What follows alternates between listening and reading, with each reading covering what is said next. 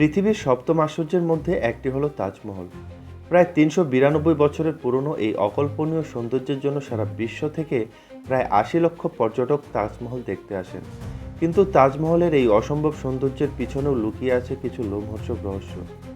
তার আগে আপনাকে স্বাগত জানাই দীপ এক্সপ্লেন বিডি এই চ্যানেলটাতে।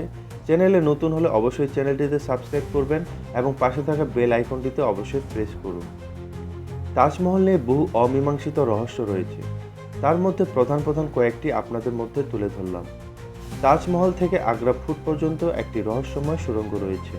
এই দাবি বহু পুরনো।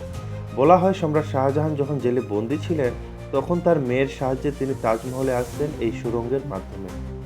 আবার অনেকে বলেন শাহজাহান সম্রাট থাকাকালীন অবস্থাতেই এই সুড়ঙ্গ পথে এসে তিনি তার স্ত্রীর সমাধির পাশে সময় কাটাতেন।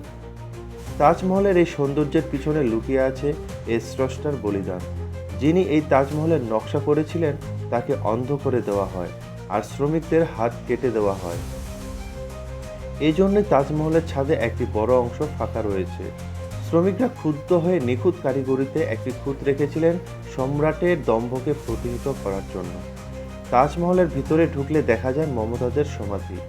অনেক বিশেষজ্ঞ মনে করেন এই সমাধি আসলে নকল।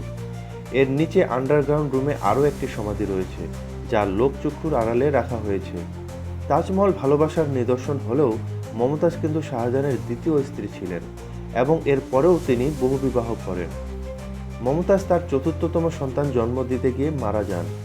তাজমহলের বয়স ৩৯২ বছর হলেও এর নিচে যে কাঠামো রয়েছে তা আরও ২৫০ বছরের পুরনো।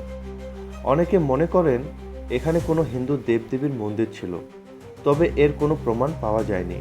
হয়তো প্রমাণ না পাওয়াই ভালো, কারণ ভারতবর্ষে একটি বড়সড় দুর্দিন নেমে আসতে পারে এর কারণে।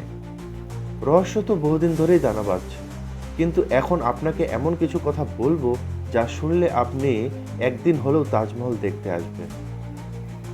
গিরগিটি যেমন রং বদলায় তার বেঁচে থাকার জন্য, তাজমহলও তেমনি রং বদলায় তার অদ্বিতীয়াকে ধরে রাখার জন্য। হ্যাঁ, ঠিকই শুনছেন।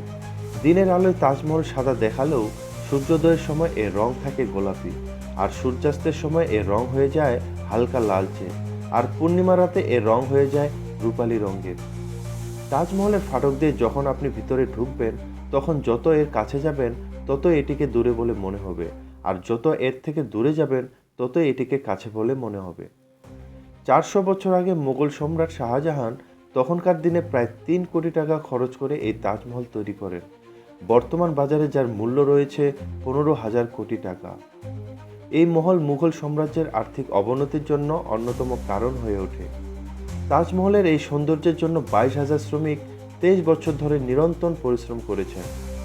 তাজমহলে এমনও কিছু নিদর্শন রয়েছে যা এখনকার দিনে করতে গেলেও 3D কাটিং মেশিন ছাড়া অসম্ভব।